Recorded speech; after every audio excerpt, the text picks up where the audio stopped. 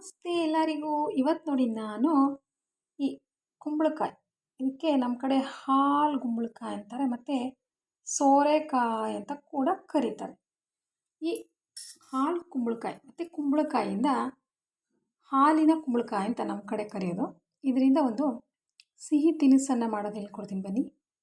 ಇದರಿಂದ ನಾವು ಒಂದು ಪಾಯಸ ಮಾಡೋದು ಹೇಗೆ ಅಂತ ತಿಳಿಸ್ಕೊಡ್ತೀನಿ ಬನ್ನಿ. ಸುಲಭ ಮತ್ತು ಸರಳ ಈ ಒಂದು ಪಾಯಸ. ನಾವೆಲ್ಲ ಪಾಯಸಗಳನ್ನು ತಿಂದಿದ್ದೀವಲ್ವ, ಅಂದರೆ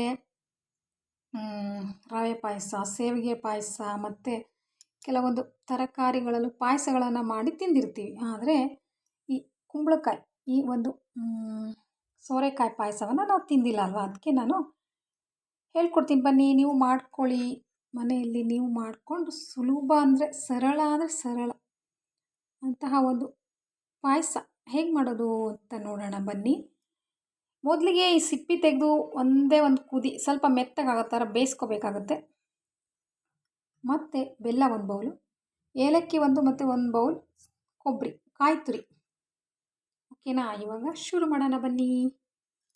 ನೋಡಿ, ಈ ಥರ ಸಣ್ಣದಾಗಿ ಕುಂಬಳಕಾಯಿನ ಹೆಚ್ಚಿಕೊಂಡು ಬೇಯಿಸೋಕೆ ಹಾಕಬೇಕಾಗುತ್ತೆ. ನೋಡಿ, ಸಿಪ್ಪಿಯನ್ನು ತೆಗೆದುಬಿಟ್ಟು ಬೇಯಿಸೋದಕ್ಕೆ ಇಡಬೇಕಾಗುತ್ತೆ.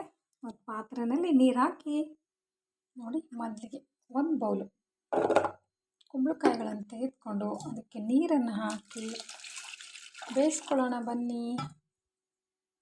ಈ ಥರ ಸ್ಟವ್ ಹಚ್ಚಿ ಬೇಯಿಸೋದಕ್ಕೆ ಇಡೋಣ. ನೋಡಿ, ಇದು ಬೇಯಬೇಕು ಚೆನ್ನಾಗಿ, ಒಂದು ಕುದಿ ಬೇಯ್ತಾ ಇರಬೇಕು. ನೋಡಿ, ಇವಾಗ ಚೆನ್ನಾಗಿ ಕುದ್ದಿದೆ, ಬೆಂದಿದೆ. ಇಷ್ಟು ಬೆಂದರೆ ಸಾಕಾಗುತ್ತೆ. ಈಗ ಆರೋದಕ್ಕೆ ಇಡಬೇಕಾಗುತ್ತೆ. ಆರಿದ ಮೇಲೆ ಮಿಕ್ಸಿ ಮಾಡ್ಕೊ. ನೋಡಿ, ಇವಾಗ ಆರಿದೆ. ಈ ಒಂದು ಸೋರೆಕಾಯಿ ಬೇಯಿಸ್ಕೊಂಡಿರೋದು ಆರಿದೆ 5 ನಿಮಿಷ. ಈಗ ಅದನ್ನು ಮಿಕ್ಸಿ ಜಾರಿಗೆ ಹಾಕಿ, ಏಲಕ್ಕಿ ಮತ್ತು ಕೊಬ್ಬರಿ, ಕಾಯಿ ತುರಿನೂ ಕೂಡ ಮಿಕ್ಸಿ ಜಾರಿಗೆ ಹಾಕ್ಕೊಳ್ಳೋಣ. ಸ್ವಲ್ಪ ನೀರು ಹಾಕಿ ಮಿಕ್ಸಿ ಮಾಡ್ಕೋಬೇಕಾಗುತ್ತೆ.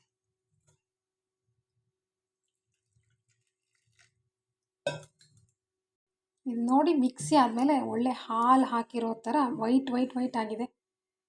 ಇದಕ್ಕೆ ಹಾಲು ಕುಂಬಳಕಾಯಿ ಅಂತ ಹೆಸರಿಟ್ಟಿದ್ದಾರೆ ಅನಿಸುತ್ತೆ. ನೋಡಿ, ಮಿಕ್ಸಿ ಆದಮೇಲೆ ಕೇವಲ ಕೊಬ್ಬರಿ ಮತ್ತು ಹಾಲು ಕುಂಬಳಕಾಯಿ ಅಷ್ಟೇ ಮಿಕ್ಸಿ ಮಾಡಿರೋದು, ಏಲಕ್ಕಿ, ಅದಿಷ್ಟಕ್ಕೇ ಎಷ್ಟು ವೈಟ್ ಹಾಲು ಹಾಕಿರೋ ಥರ ಆಗಿದೆ ಅಲ್ವಾ. ನೋಡಿ, ಇವಾಗ ಇದನ್ನ ಬೆಲ್ಲ ಹಾಕಿ ಬೇಯಿಸ್ಕೋಬೇಕು. ಮೊದಲಿಗೆ ನೋಡಿ, ಇವಾಗ ತುಪ್ಪವನ್ನು ಕಾಯಿಸ್ಕೊಂಡು ಗೋಡಂಬಿ ಮತ್ತು ದ್ರಾಕ್ಷಿಯಿಂದ ಒಗ್ಗರಣೆ ಮಾಡ್ಕೊಳ್ಳೋಣ ಬನ್ನಿ. ಸ್ವಲ್ಪ ಕೆಂಪಗಾದಮೇಲೆ ರುಬ್ಬಿರೋ ಒಂದು ಕುಂಬಳಕಾಯಿನ ಹಾಕೊಳ್ಳೋಣ. ಸೋರೆಕಾಯಿನ ರುಬ್ಬಿರೋ ಸೋರೆಕಾಯಿನ ಇದಕ್ಕೆ ಹಾಕ್ಕೊಂಡ್ರೆ ಆಯಿತು.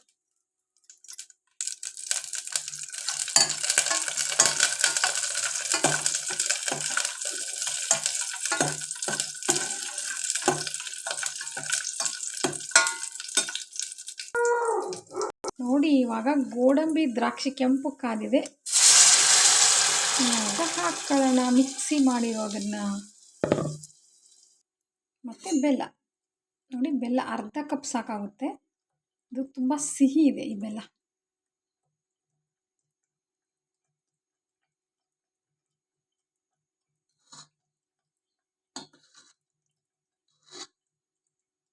ಈ ಸೋರೆಕಾಯಿ ಮತ್ತು ಕೊಬ್ಬರಿ ಒಂದೊಂದು ಕಪ್ ತಗೊಂಡ್ರೆ ಈ ಬೆಲ್ಲ ಮಾತ್ರ ಅರ್ಧ ಕಪ್ ಸಾಕಾಗುತ್ತೆ. ನೋಡಿ, ಪುಡಿ ಬೆಲ್ಲನೂ ಕೂಡ ಉಪಯೋಗಿಸ್ಬಹುದು, ಅರ್ಧ ಕಪ್ಪು. ಮತ್ತು ಇದು ಕೂಡ ತುಂಬ ಸಿಹಿ ಇರುತ್ತೆ. ಎಲ್ಲ ಒಂದು ಸಿಹಿ ಅಡುಗೆಗಳಿಗೂ ಇದೇ ಬೆಲ್ಲನೇ ನಾನು ಉಪಯೋಗಿಸೋದು. ಸಕ್ಕರೆಗಿಂತ ಬೆಲ್ಲ ಆರೋಗ್ಯಕ್ಕೆ ತುಂಬ ಒಳ್ಳೆಯದಲ್ವಾ, ಅದಕ್ಕೋಸ್ಕರ. ಇದು ಒಂದು ಕುದಿ ಅಷ್ಟೇ ಕುದ್ರೆ ನಮ್ಮ ಪಾಯಸ ರೆಡಿ. ನೋಡಿ, ಇದು ಒಂದು ಪಾಯಸದ ಒಂದು ಹದವಾಗಿದೆ, ಕರೆಕ್ಟಾಗಿ ಬಂದಿದೆ. ಆದರೆ ಮಿಕ್ಸಿ ತೊಳೆದ್ಬೇಕಾದ್ರೆ ಹಾಕ್ಕೊಳ್ಬೋದು.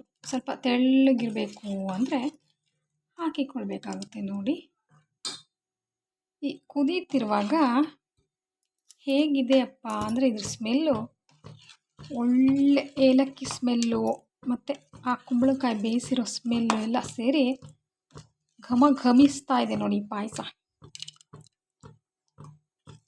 ಹಾಲು ಕುಂಬಳಕಾಯಿ ಅಥವಾ ಸೋರೆಕಾಯಿ ಪಾಯಸದ ಘಮಘಮಿಸುವ ಒಂದು ಪಾಯಸ ರೆಡಿ ನೋಡಿ.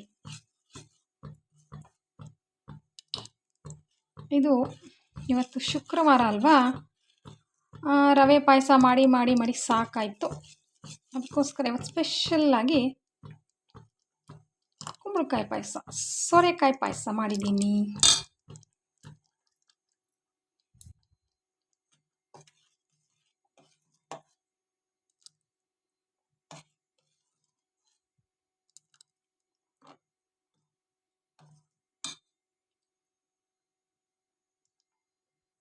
ಈ ಸೋರೆಕಾಯಿ ಪಾಯಸದ ಇನ್ನೊಂದು ವಿಶೇಷತೆ ಏನಪ್ಪ ಅಂದರೆ, ಇದು ದೊಡ್ಡ ದೊಡ್ಡ ಹೋಳುಗಳನ್ನಾಗಿ ಮಿಕ್ಸಿ ಮಾಡ್ಕೊಂಡಾಗ ಸಣ್ಣ ಸಣ್ಣ ಚೂರುಗಳು ಹಾಗೇ ಉಳಿದಿರುತ್ತಲ್ವ, ಅದು ಪಾಯಸ ತಿನ್ನುವಾಗ ಬಾಯಲ್ಲಿ ಬಂದುಬಿಟ್ರೆ ಒಂಥರ ಟೇಸ್ಟ್ ಇರುತ್ತೆ.